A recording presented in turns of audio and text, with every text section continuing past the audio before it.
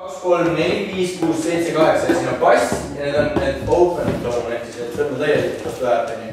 Siis läheb niimoodi 1, 2, 3, 4, 5, 6, 7, 8 tum, pappa, pappa,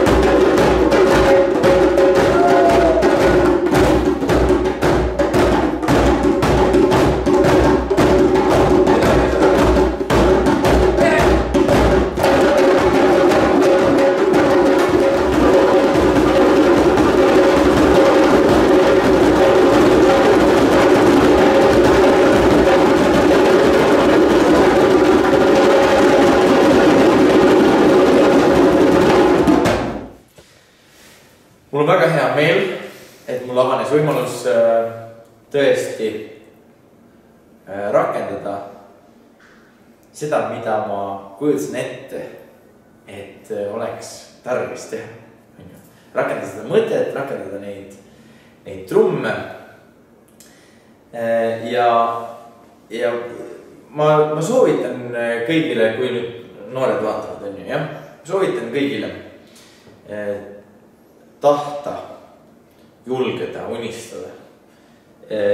sest mina näiteks, kui ma olin enam-vähem vist 7.-8. klassis, siis ma unistasin sellest, et mis oleks, kui ma saaksin selles elus olla elukutsuline trummar. Ja teha seda kuidagi nii, et mitte ainult ütleme võttes, vaid ka tagasi andes. Mitte ainult õppides teistelt, vaid ehk ka õpetades. Ja midagi nagu, ütleme, seda piskut, mida ma olen avastanud, võib-olla saaks, ütleme, edasi ringlusse lasta. Võib-olla keegi avastab sealt midagi, mis teda inspireerib ja tal on selle pärast elus lihtsam. Ja aita ennast ise ja sind aidatakse, öeldakse, on ju. Et samamoodi ma mõtlesin, et ega siin sülle ei kuku niisama midagi ja keegi mind niisama heast peast, et Ahven, tule ja räägi meile, kes sa oled ja kust sa tuled ja mis sa teed.